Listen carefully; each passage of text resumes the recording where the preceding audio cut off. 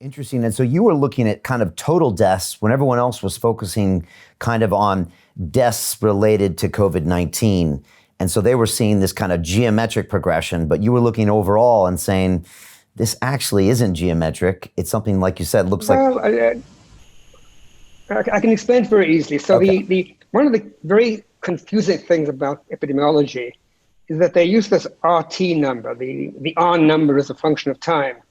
And it is a really, really hard number to calculate, because basically you say that the number of cases today depends on the number of cases yesterday and the number of cases the day before, because a person can infect, say, for a whole week or 2 weeks.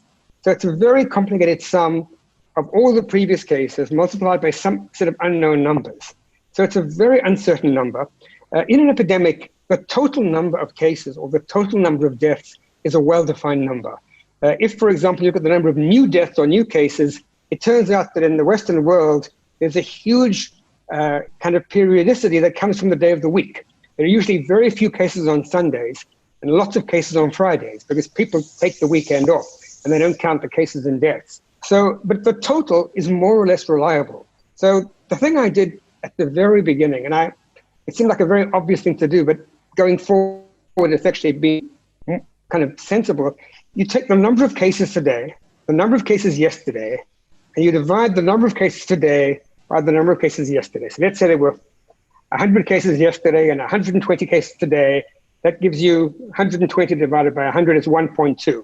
That basically tells you that the number of cases has increased by a factor of 1.2 or by 20%.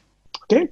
So that sort of says that if it's growing at 20% a day. You can do this with your bank interest or anything like that. Now, if things are really growing exponentially, you'd expect to get that same factor the day before yesterday and also tomorrow. So now you can wait a day and then take the number of today, divide by the number yesterday, and get the number. And what you find very, very quickly everywhere is that that ratio is getting less and less and less. So if on day 10, the number of cases is growing by 30% a day, then on day 11, it's growing by 28% a day. And day 12, it's growing by 26% a day. And you get this very steady decrease. And this is something which is not what you expect from exponential growth. If when you put your money in the bank, that's exponential growth. Compound interest is exponential growth.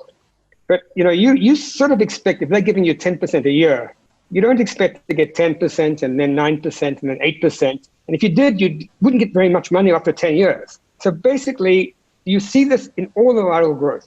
And that was a surprise to me, because it indicated that right from the very beginning, and I think in China, I started looking at the numbers in day 10. There was only data for 10 days at the end of January. But to see this same decrease. Now, you have to be careful, because if you have a very small number, say you have 5 cases today and 8 cases tomorrow, then you'd say, well, 8 divided by 5 is 1.6. But 8 and 5 are such small numbers that you wouldn't believe that. If it was 80 divided by 50, you'd feel more confident. So you have to sit and wait a bit until you have, say, 100 cases. But then this measure works really well.